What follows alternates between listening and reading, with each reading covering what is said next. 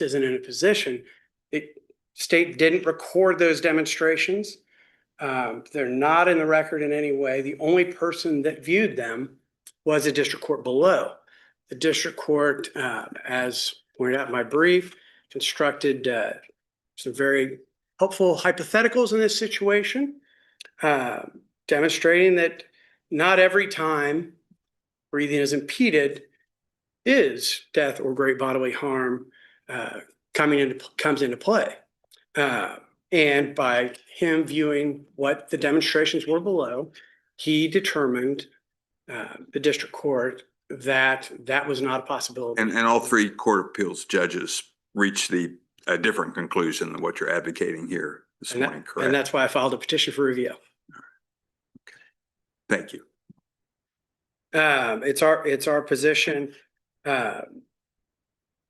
Bruising, certainly there was plenty of evidence that there was bruising. However, the important thing to note, which wasn't recognized at all by the Court of Appeals, is that bruising does not, we have countless battery cases and aggravated battery cases saying that's the distinction between simple bodily harm and great bodily harm, is bruising's not great bodily harm. That's the only evidence we had below. The physical evidence that we could see picture-wise that this court could see, or that was given, were that there were resulting bruises on the victim in this case. And therefore, simple bruising itself does not rise to that level. And then the manner whereby it occurred, the only way we could see that, that the only person that saw that was— Wasn't there testimony that he stopped because he didn't want to kill his only son or choke him to death or something along those lines? Wasn't there testimony to that? That was what the witness testified the 7-year-old said. I have 2 kids, and I can tell you when they were 7 years old, the perception of a 7-year-old is not guiding. That's why it was so important to have the demonstrations and that one could actually see what actually happened. And we have the evidence of the bruising, again, simple bodily harm. So I don't want to belabor this any more than necessary. The evidence is what it is, and the court will review and either agree with the Court of Appeals or myself. So with that, I want to move on to the second issue, which I suspect is the issue that the court might have some more questions on, which involves specifically the parental discipline defense, which is what the district court relied upon to dismiss the second count under A1A. And it's interesting in this case because as supplemental briefing, one of the main questions was there any evidence that this was anything other than punishment? And our position is no. All of the evidence was that this was punishment in this case. And it was corporal punishment. No question, this was physical punishment to the body of the victim. So we are in the realm of corporal punishment. Now, Mr. Ross believes, on the one hand, that the district court, you could just simply say, properly considered the affirmative defense of parental discipline. And I pointed out in one of my briefs that affirmative defenses can be properly waived as long as, and if there is not conflicting evidence, they can be used to dismiss. And affirmative defense can require dismissal at the district court level. And that's our position as to what happened here. There's no question it was that. And so in the alternative, however, Court of Appeals was interested really more in the effect of KSA 21-5602A1B, which has been in existence. That is the requirement of cruel. If you are punishing child abuse involving corporal punishment, it has to be both cruel and inhuman. And I would note that that has been the requirement ever since, to the best of my knowledge, child abuse was criminalized in 1965. That has always been a requirement. We've also always had the alternative in cases of non parental defense, cruel beating or torture, I believe, along the whole way. Now, part of the I'm problem, advocating that the common law defense would apply to the child abuse statutes that were charged here. to the ones charged here, yes. Our first position is, And no one, again, no one on the Court of Appeals about that either. Is that right? they I mean, didn't. even Judge Atchison said no, that has been precluded by the adoption of the statute that defines the behavior that is specifically satisfies the charges.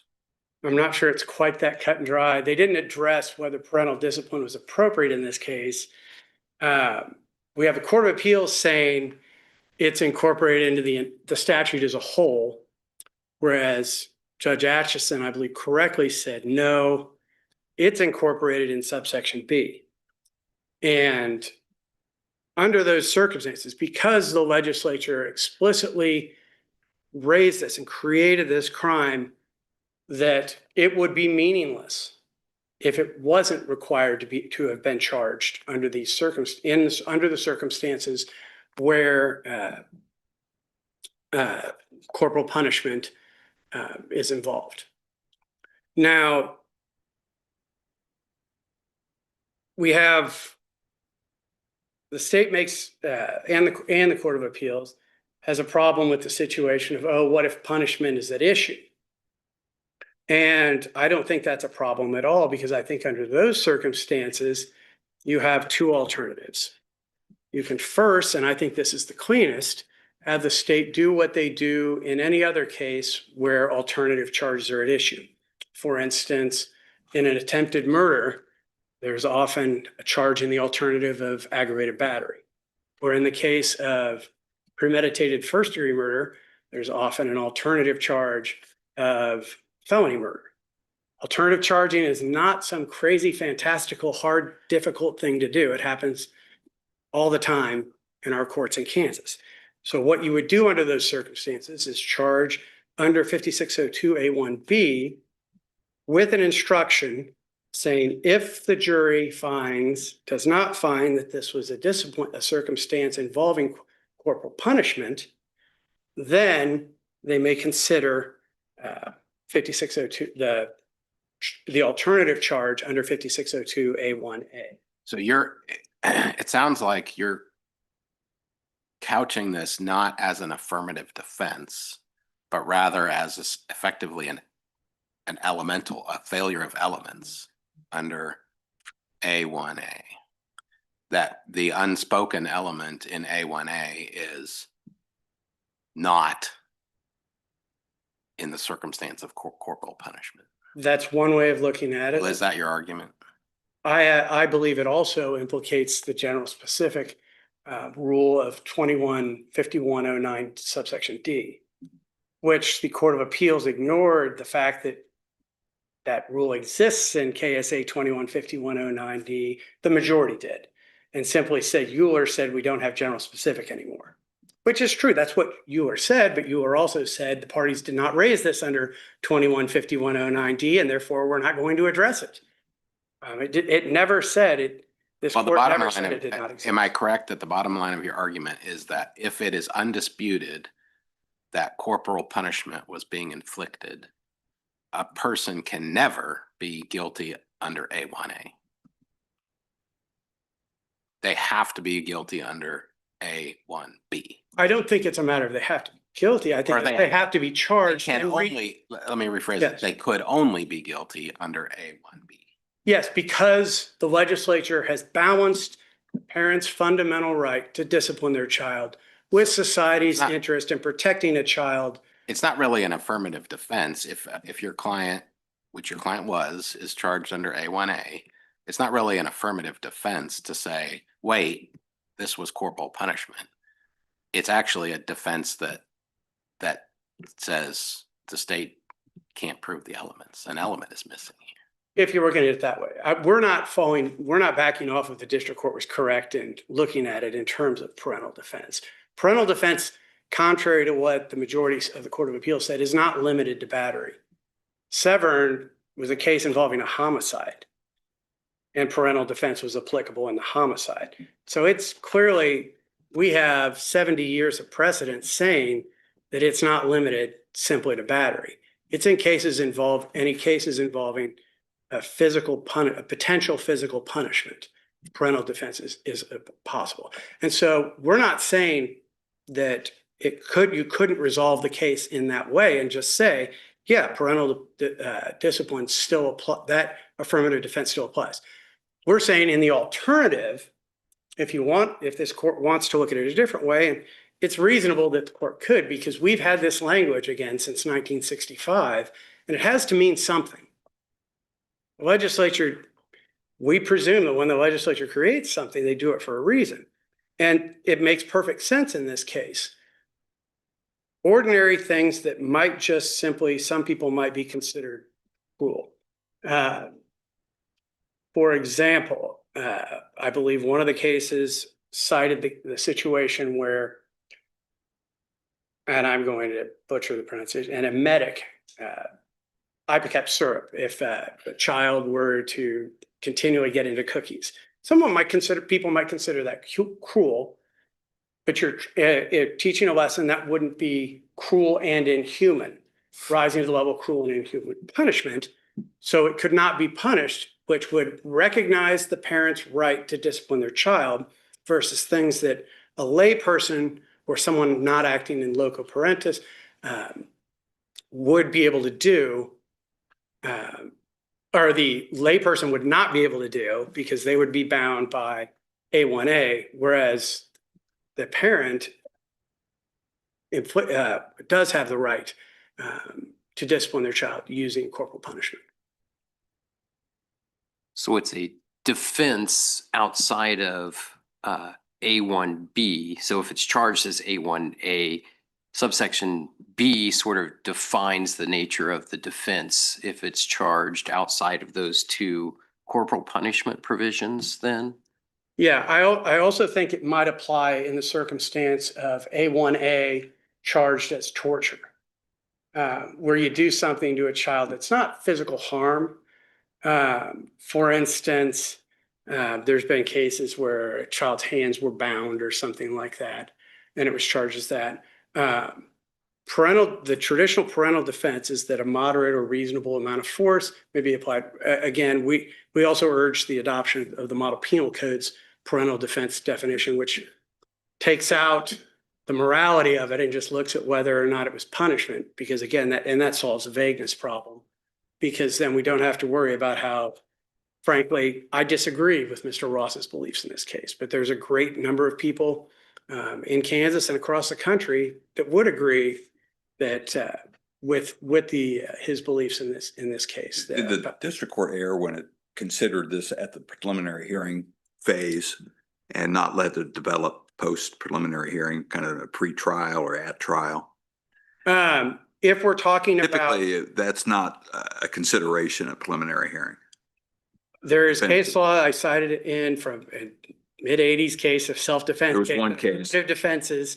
Yeah. It's still good law that affirmative defenses, when there is no dispute, a factual question, may be considered. We decided the opposite in another case some 12 years later, I believe. Okay. All right.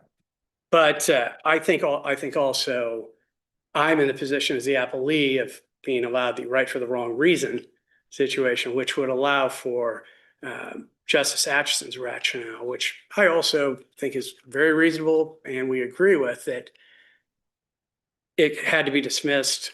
It could have been charged under that, and frankly, I don't know that there's anything that would stop them from recharging him, Mr. Ross, under that subsection. Obviously, he would hope otherwise, but I don't think anything legally would preclude the state from charging him under A1B. And I think that's what Judge Atchison said was the further result in this case. Thank you. Any questions? Thank you. Thank you.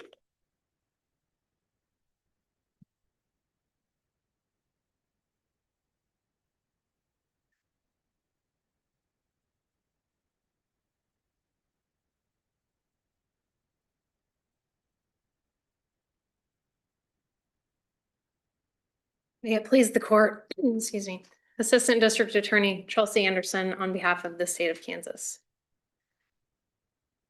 The district court got distracted from its duty of determining whether a probable cause had been established.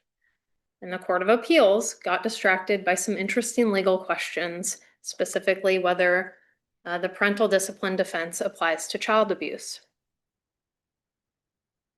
This court should avoid those distractions. Please remember the posture of this case. This is a state's appeal from the dismissal of 2 felony charges after preliminary hearing. Defendant would like to distract you with questions of constitutionality and that the defendant was charged incorrectly and the parental discipline defense's application to child abuse. But the only issues that were raised in the original brief were whether the district court erred by not binding the defendant over on both charges of abuse of a child, whether the district court erred by applying an affirmative defense at preliminary hearing, and whether remand to a different judge is appropriate. I will ask that this court find that the majority was correct in finding that the district court did err in not binding the defendant over. I would ask that this court remand this matter to a different judge and find it error for a district court to apply an affirmative defense at preliminary hearing.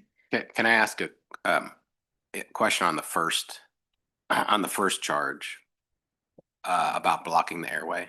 Yes. I understood defense to argue that effectively that the state failed to bring forward sufficient evidence of the potential of death or great bodily harm. What was the evidence presented at the preliminary hearing? Was it only these quote unquote demonstrations? No. And the Court of Appeals correctly pointed out that there was other evidence, including the victim's descriptions through witness testimony and exhibits, specifically a quite compelling picture of the injury to the neck.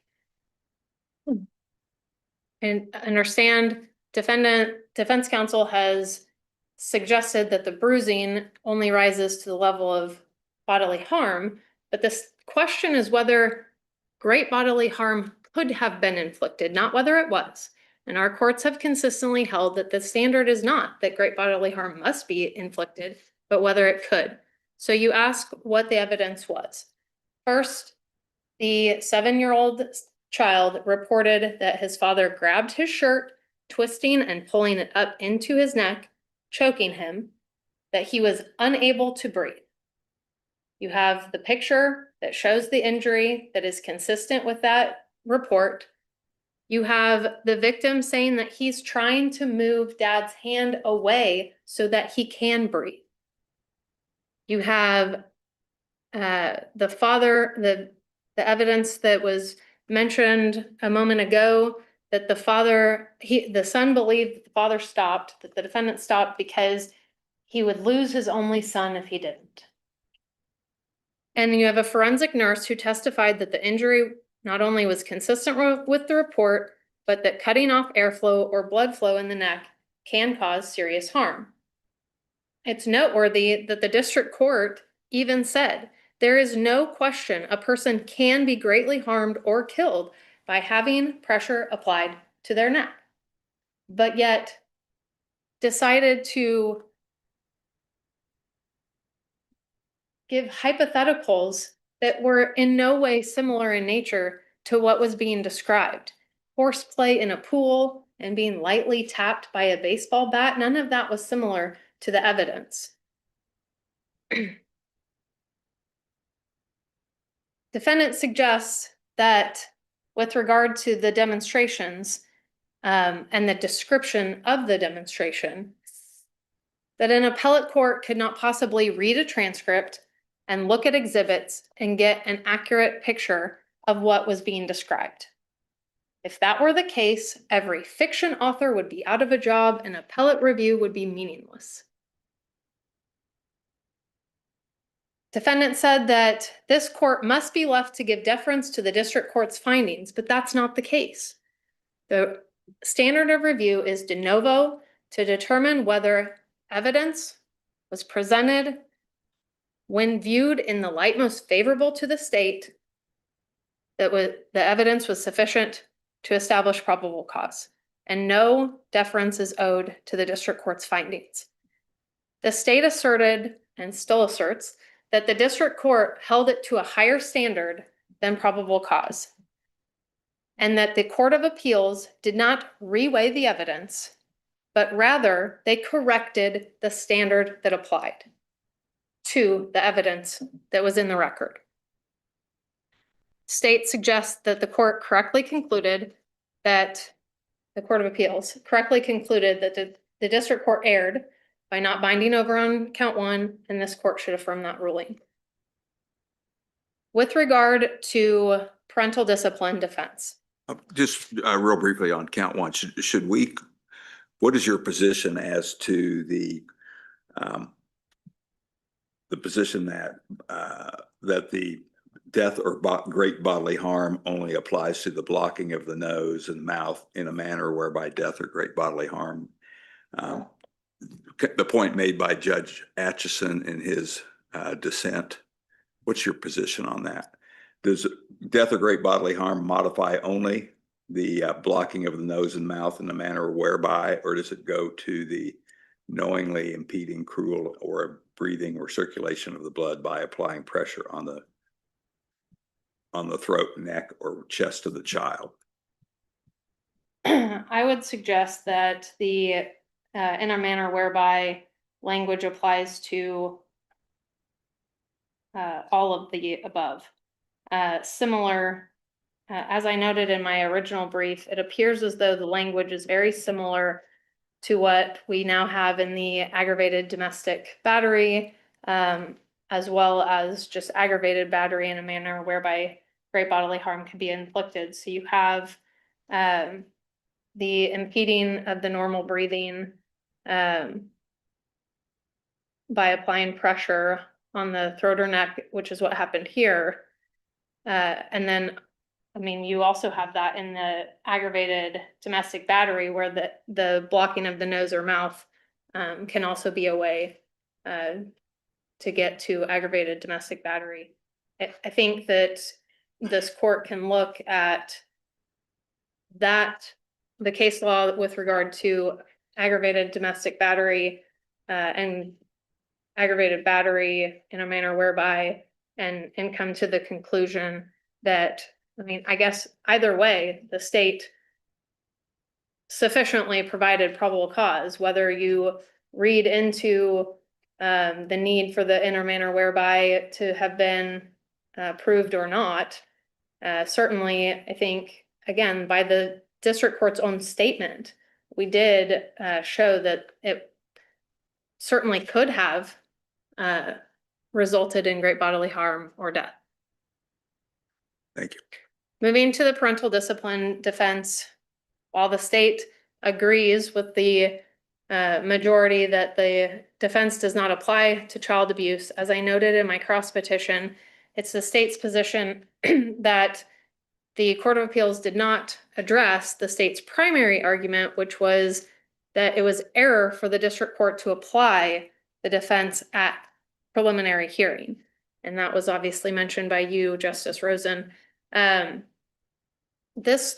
reason that applying an affirmative defense at prelim is improper is because, as it did in this case, it in effect provides immunity from prosecution where none is provided in Kansas law. Additionally, it invades the province of the jury and is antithetical to the district court's duty at preliminary hearing to review the evidence in the light most favorable to the state and determine whether probable cause was established. In discussing the self-defense immunity statute, this court has said that if immunity and self-defense were the same, then there was no need to ever adopt a specific immunity statute. Furthermore, this court has said that immunity represents a far greater right than any encompassed by an affirmative defense, which may be asserted during trial, but cannot stop a prosecution altogether, which is what happened here. If the legislature wanted to provide immunity from prosecution to parents who discipline their children, they could have done so. They have not. Therefore, it was improper to apply the affirmative defense. What do you think of the defendant's argument about the way 5602 is structured with the subsection B that talks about cruel and inhuman corporal punishment? Does that somehow narrow subsection A to be only in circumstances where there is where it's not a corporal punishment situation? I don't believe so, Justice Stiegel, because there has never been a requirement to show that discipline was the basis, for the conduct. Yeah, it's definitely not in A1A. That just says knowingly, and I'll just use cruelly beating or cruelly striking. But B uses cruel and inhuman or inhumane corporal punishment. Is there a conflict between those two? I don't believe so. One, I think, well, as defense counsel noted, the statute since its inception has had both cruel beating and the cruel and inhuman corporal punishment. So if it's corporal punishment, does the state have to prove the inhuman element or not? I don't believe so. And part of that is because So with the exact same conduct, a person could be guilty under A1A and not guilty under A1B. potentially, Doesn't that just wipe B off the books essentially? well, not necessarily. I mean, the state often charges what it knows it can prove. Certainly, if there's a situation where it's unclear whether this is discipline, whether this is corporal punishment, then the state would choose to charge what it can prove. Defendant's counsel suggests that, well, we can just charge it in the alternative, and I suppose that's a possibility, but the state But has, why would you ever charge under B when you have A1A? well, certainly there have been cases that have used the corporal punishment aspect where there was no beating. So in cases such as, I can't remember the name of the case, but there was a case where the child was bound and gagged, and they found that that was cruel and inhuman corporal punishment because it was being done for some And penalty. that wouldn't fit under A1A's torture provision. I'm just trying to make sense of the statute. I recognize you are as well, but Yes. that's the root of my question. I suppose it could. I forget the specific definition given for torture in the case law. But again, with regard to, we can charge it in the alternative. This, as I mentioned, I suppose, yes, maybe we would always choose the cruelly beating A1A where it's unclear, whether it's corporal punishment or done for some other reason. But I can certainly think of situations where the corporal punishment subsection would apply when A1A may not. So I don't necessarily think you can just count the charges here. And certainly with regard to, the state should have been required to charge alternatively. Well, as I noted, that would infringe on the role of the prosecutor, who has total discretion and unrestricted power in charging decisions. I see I'm running low on time. I'd like to quickly address my request to remand this to a different judge. I understand that that is an uncommon request. However, our courts have consistently remanded to a different judge where the lower court exhibits impartiality, a bias, or indicates the judge's mind is made up on a matter. And I would suggest that the district court did so here by ignoring evidence, indicating a dissatisfaction with the law and a motive to push change rather than simply deciding the issue before it, applying an incorrect standard, at least as to count 2, where it said that the question was whether defendant was probably guilty, stepping into the role of litigant by improperly raising a defense on the defendant's behalf, acknowledging at the hearing that affirmative defenses raise questions and that it shouldn't raise the matter sua sponte, but then doing that very thing in its memorandum ruling, applying an affirmative defense to stop prosecution altogether, comparing the hypotheticals that were of different nature, and invading the province of the jury, not only with regard to the defense, but also as to the degree of the beating in count 2 and the possibility of the infliction of great bodily harm as to count 1. This court has previously remanded a case to a different judge, stating that a judge must avoid conduct that may reasonably be perceived as prejudiced or biased because a neutral and detached adjudicator is among the minimum requirements of due process. And the state, just as the defendant, is entitled to an impartial judge. And based on the totality of the district court's rulings and remarks, it appears that the lower court judge's mind is made up on this matter, and it is appropriate to remand this matter to a different judge. Unless Before the Court of Appeals, all you asked for was a new judge. You didn't articulate what you just did now. Is that right? I did at oral argument, but I did not in the opening brief. Thank you. Unless there are further questions, the state respectfully requests this court affirm the majority's findings that probable cause was established, find an error to apply an affirmative defense at preliminary hearing, and remand this matter for arraignment to a different judge. Thank you. Thank you very much. Mr. Dunn, you're reserved 3 minutes. I didn't have too much to add, but since we didn't talk about the state's request for remand, I figured I should probably address that now since the state raised that. Simply being ruled against is not a reason to remand for a different judge. And to the extent that the state is concerned about the district court sua sponte raising a novel legal theory, I would point the court to last Friday's published opinion in State v. Pennington by the Court of Appeals, where in that case, the district court raised the good faith exception, which was repeatedly objected to by the defense in that case. And the court had no problem with it there.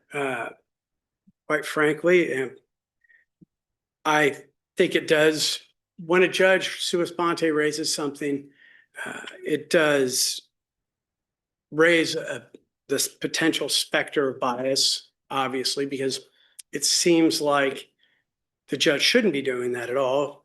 But at the same time, the judge should not be forced to ignore the law at all, which is kind of how Pennington came out. And it is not a new thing for district court judges to bring up subjects. And it typically in the context of the state's favor, where these things are brought up. So I think it should fall on particularly deaf ears now that the state happened to be ruled against, and now they want an entirely different judge because this is evidence of bias. We believe it was evidence of the district court looking at the law and trying to reach the right result. Whether or not the district court was right or wrong, that's a different question, but I don't think that that inherently shows any sort of bias. I think pretty much everything was covered. The only thing I would point out, the other issue was the state stated that this was the district court's ruling was somehow creating a new form of immunity. And as I pointed out before, no, immunity is different. It's in my brief, I pointed this out. Immunity is a different standard. Immunity is different than a regular preliminary hearing, in as much as at an immunity hearing, there's no deference given to the state at all. The district court is in the role of the fact finder and has to do that. Otherwise, immunity wouldn't apply if you just said, oh, we look at everything in favor of the state. Every case would go to a jury. Immunity would be meaningless. That's why the district court in immunity situations gets to make their own factual findings without having to look at the evidence in the light most favorable to the state. Here, I'm not suggesting this. The district court wasn't suggesting it ever did this. The district court was saying, in light of all the evidence that there is, in a light most favorable to the state, parental discipline was applicable. So for those reasons, the reasons in our extensive briefing in this case, we would ask that this court reverse the Court of Appeals and remain with instructions to affirm the district. And affirm. Any other questions? Thank you, counsel. Thank you for your arguments this morning. Court will be in recess until 9 a.m. tomorrow morning. All right.